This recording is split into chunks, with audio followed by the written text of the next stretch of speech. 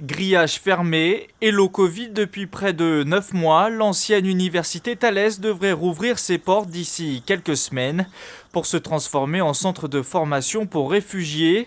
Avec le soutien de la préfecture d'Île-de-France et Emmaüs Solidarité, 300 personnes suivront des cours sur place durant 6 mois.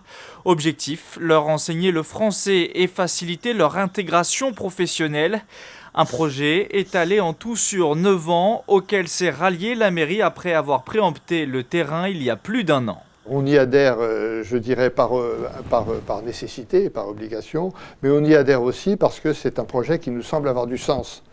Il nous semble avoir du sens que de former, que de préformer des personnes réfugiées en France qui bénéficient du droit d'asile, de façon à leur permettre de s'intégrer dans les meilleures conditions dans la société française. Dévoilé dans le détail aux habitants début avril lors d'une réunion publique, le projet suscite depuis des réactions.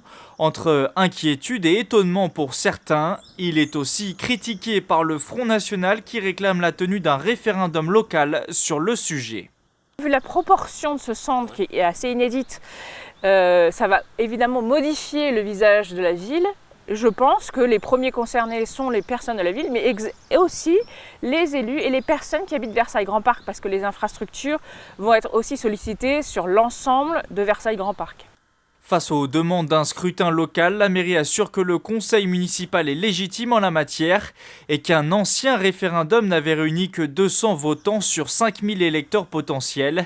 Le maire est également en discussion avec les différentes parties pour faciliter le suivi et l'évaluation du projet. Les premiers réfugiés devraient loger et suivre des cours dans la verdure jovassienne d'ici mi-juin. Une visite des lieux est prévue au préalable pour les habitants intéressés.